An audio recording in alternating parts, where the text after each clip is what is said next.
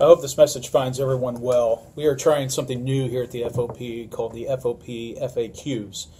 I find consistently that most of our members have many of the same questions whenever I attend various roll calls and other meetings. And some of the discussions we have had are a way to make this more consistent as well as timely, to where all of our membership receives the same information around the same time, and also allows for better use of our time at roll calls to answer follow-up questions and engage in other dialogue.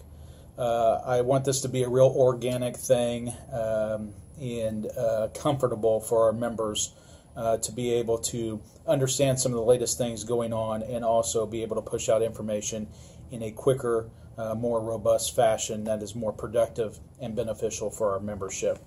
By no means should this take the place of continuing to do roll call meetings. I think in the last few years we have probably been more present and available in participating in more roll calls throughout the city than we probably have in the past. We have also made a conscious effort to engage our members of the various police departments throughout Marion County that we represent, including other agencies such as Beech Grove, Speedway, Cumberland, IPS School Police, and many others.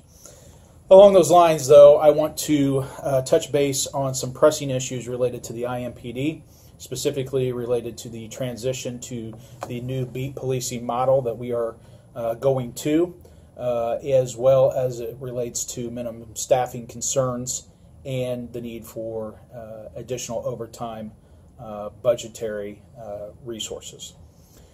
Last Thursday, on March 29th, I met with your elected FOP Executive Board, and in that meeting I discussed our collective concerns related to the transition to beat policing. Let me be clear, the FOP has advocated for several years now for a return to beat policing and a transition away from the zone policing concept. Without a doubt, when we originally went to the zone policing, we made clear publicly and continue to make clear that it really was designed in a way to help, I would say, make not so apparent our shortage of officers that we had within the police department. However, we worked very diligently and collaboratively with our elected officials to make sure that the public is clear on what our staffing concerns were at that time.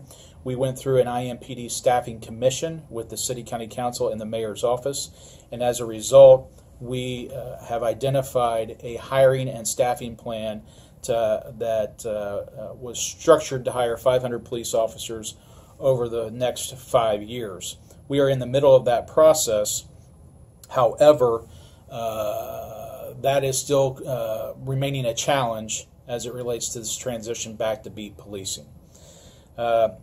With the meeting with the executive board, I made clear with them that there were several sources of concerns and consternation with our membership as it related to the fact that our lodge leadership had a lack of involvement, and really by that you should read no involvement in the plans thus far for transitioning to this beat policing that took effect on Monday, April the 2nd.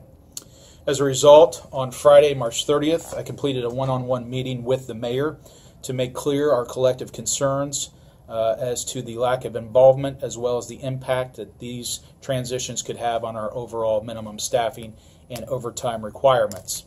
Subsequently, on Monday, April 2nd, the day that we transitioned back to beat policing, I did have the opportunity to have conversations with Deputy Chief of Police Kinnett, and expressed significant concern related to the transition to the beats, which were occurring that day without any FOP review or input. As a result, Deputy Chief Kinnett has forwarded all the beat maps for each district to the FOP and has pledged engagement with the FOP moving forward. Additionally, on Monday, April 2nd, I also had follow-on conversations with Chief of Police Brian Roach. I expressed the concerns of the lack of engagement with the FOP, and it was also suggested that we utilize the transition back to beat policing as an opportunity to actually sit down and see if we could identify mutually agreed upon minimum staffing numbers for every shift on every district for the police department. and he was open to that concept. Additionally, we had a discussion about the need for a fair and realistic assessment of overtime budget figures that would be needed to ensure that we maintain proper minimum staffing levels to keep our officers and our community safe, while at the same time being able to provide the community policing approach that is of value through the beat policing concept. It was made clear that the shifts should not run below current minimum staffing in order to avoid paying overtime. And it was also highlighted that although we have fought for and have achieved increased overall staffing for the police department, much of those gains have been siphoned off from the operational patrol strength, being those run-taking, report-making officers. They've been siphoned off by management toward flex teams, other specialized units, and specialty positions. And as a result, our operational staffing has really remained stagnant at the district level. At the conclusion of the conversation, Chief Roach crafted an email message to the entire police department, which was sent out Monday evening, related to those three concepts of beat policing, minimum staffing, and overtime. And it was also inclusive of a pledge to involve the FOP moving forward, so we consider that a positive development. I am hopeful that we can now make collective progress moving forward. However, in the interim, all of these issues have been assigned to both to our Safety and Equipment Committee as well as our Labor Management Committee to watch list these issues moving forward. Additionally, if it's necessary, we will also consider initiating a formal FOP Management Committee meeting as outlined in our current contract if our inclusive progress does not materialize. I'm hopeful that will not be the case. Moving on to some other issues related to state legislation. In the last legislative session at the State House, Senate Bill 75, which was considered the pension enhancement bill for police and fire, did pass out of the session, but what passed out of the session was to assign the discussion in the bill's proposals to a summer study committee here in the summer of 2018. So there was no other action taken. That has essentially been tabled for the purpose of further study this summer, which we collectively at the FOP support. And we will stand by and await further direction from our state FOP leadership, and that being the state FOP president, Bill Owensby, and the state FOP executive board. It is important that we speak with one voice as we step through these very important discussion topics, and we will keep you posted as we get further information. One other issue that's been of great discussion as of late since the beginning of the year are the collective concerns from law enforcement regarding the criminal justice system in Marion County, in what we have time and again referred to as catch and release criminal justice. We are frustrated with the low bonds and the low bond rules that have been initiated related to several felony crimes in Marion County, and the fact that oftentimes those arrested for various felony crimes and offenses are not required to actually appear in person before a judge and are released prior to that occurring. We do not and we will not agree that that is an appropriate use of our criminal justice system, and we continue to have discussions and express concerns to those who are responsible for dispensing justice in Marion County. There have been several news stories that have ran on this topic. Unfortunately, I suspect that we will see more. Our police officers are doing a fantastic job of keeping our communities safe by arresting those who are committing violence and other crimes upon our citizens.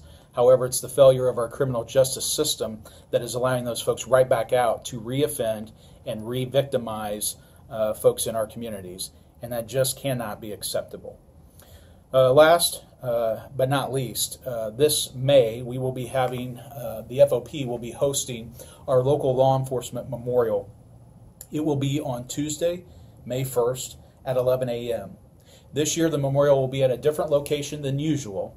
It will be at the Roberts Park Church located at 401 North Delaware in downtown Indianapolis. This year we will be adding Lieutenant Aaron Allen from the Southport Police Department to the roll call of heroes. And we would really appreciate if we could turn out in force and fill the church to show our support for the Allen family as well as all of our other survivors.